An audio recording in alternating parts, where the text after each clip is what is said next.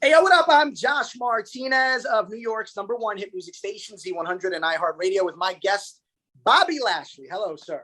Hey, how's it going, man? Chilling. Listen, it's a big week for you guys. Not only do you have Raw tonight, but we're already looking ahead to Survivor Series at Barclays Center. Tickets still available. WWE.com has the info. You're going to be in a pretty important match. The historic Team Raw, Team SmackDown 5-on-5 match. And then the next night on Raw at Barclays Center. And then the following week, you guys are going to be at the brand new UBS Arena on Long Island. So 8 days, 3 shows, and we love to see you here in this market. Man, it's a good time. It's a good time to be a wrestling fan. It's a good time to be a wrestler. Everything is fun. Everything is good. We're opened up. We're going out to some of these big arenas and doing some great shows. This one is bragging rights, man. SmackDown's already been trying to talk some trash. They have Fox behind them, Fox talking trash on it. But ultimately, man, we're going to see who's the best of the best. And I think Raw has always been the best. It's interesting because there's, talking about brand supremacy, yet there are some people that literally about a month ago were on the different brand.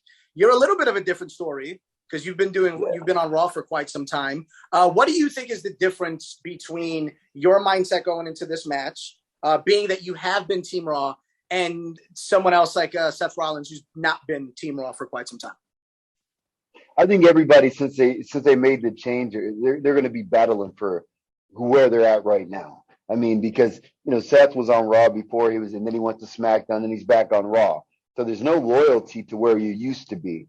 The loyalty is where you're at right now. Because after Raw or after the Survivor Series this Sunday, it's right back to being our show. So we need that bragging rights. And wherever you're at right now that's where you're going to be fighting for, and that's where you're going to be talking trash after it's all over. So in the beginning of the interview, you mentioned getting back out there. You had a pretty important job as you were part of the first match at WrestleMania when we were kind of back into it. What was that feeling like? Not only are you walking out in part of the first match, but you have the title around your waist. What was that feeling like? Man, it was incredible. It was incredible for so many different reasons. When we went into it, I mean, we're in Tampa, and we find out that there's a big storm coming through, which there's never any storms out there. And then we have this big storm coming through at the time.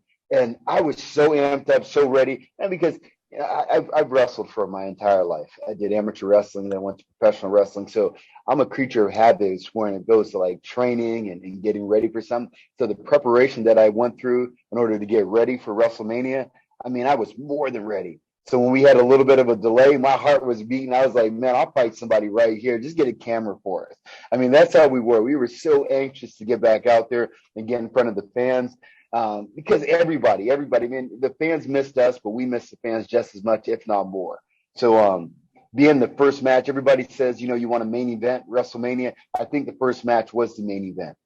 Just because that was the time after a year of being away from everybody, coming back to everyone. The first person that everyone seen was me coming out from behind that curtain. So it was a great time and something that I'll always remember for the rest of my life. No pun intended on the following question with the words I'm about to use, but how valuable has MVP been to your career over the last year and a half or so? Well, MVP is a good friend of mine. And that was the biggest thing. I came out with something before that I actually wanted to do myself. And then after talking with MVP and him coming back, I was like, man, you know what? This might be something better for you. And then I said, I still have a lot more left in the tank. So I said, let's start running together. MVP is one of those guys where one of my favorite quotes, sometimes you have to believe in somebody else's belief in you.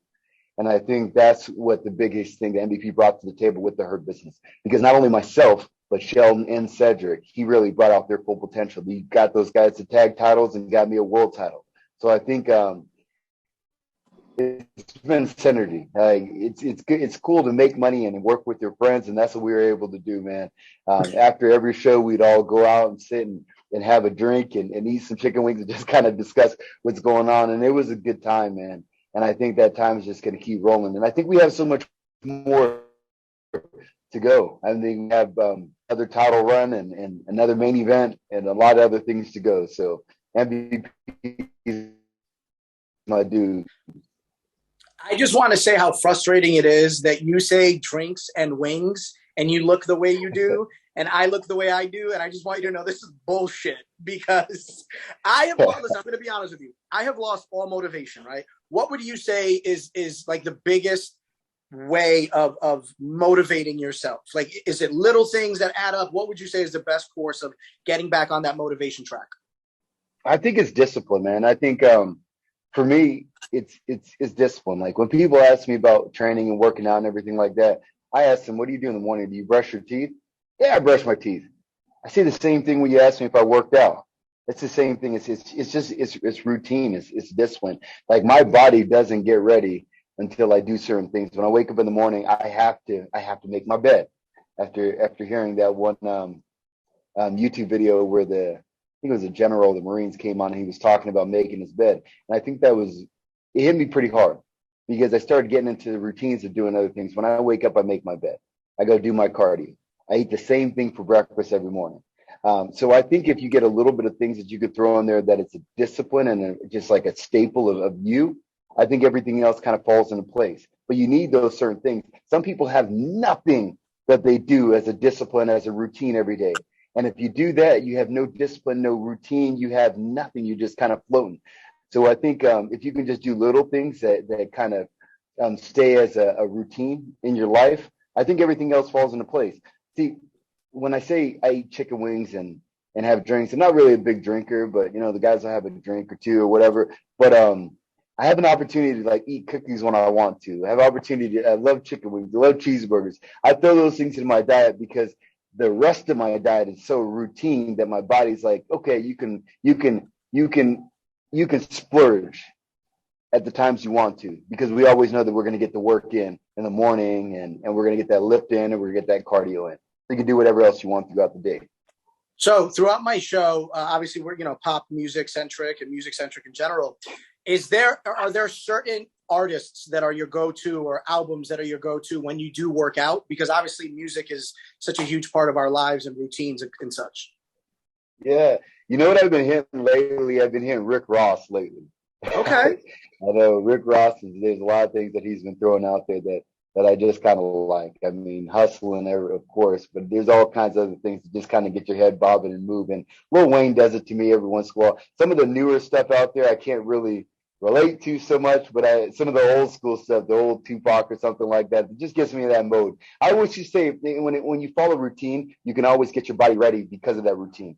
So when I used to amateur wrestle and stuff like that, when I was younger, there were certain things that I listened to. So whenever I need to kind of like snap back into it, if I throw something there on, it kind of brings me back into some of those days, and it brings me some of those days where the young Bobby was going wild. So I kind of like those as my way to kind of get back into it. I like before we wrap up, I'll do something called This or That, where it's pretty simple. I just give you two subjects, and you just hit me with this or that, right? Pretty simple and easy. So you ready to go? Yes, sir. All right, here we go. Pizza or hot dogs? Pizza. Winter or summer? Summer. Cardio or weights? Weights. Cats or dogs? Dogs. Tyson or Ali? Tyson. Randy Couture or Chuck Liddell? Randy. If it makes you feel any better, the Tyson Ali, I have got Paul Heyman and CM Punk completely like stopped in their tracks. So you're not the only ones to have to pause and think about that. Less than a month ago, I got engaged. I was with my girl, my now fiance, for 7+ years. What would you say is the best advice for me during this wedding planning process right now? Dang. So I'm not married. so any advice I give you, don't take. but for me is I think anything you do is communication. I think communication is the biggest thing. I find so many couples that don't know each other. Completely. Like I've seen couples and had couples that I've talked to where the husband comes out and says, I really like this. And the wife's like, I never knew that. It's like, how can you not know that?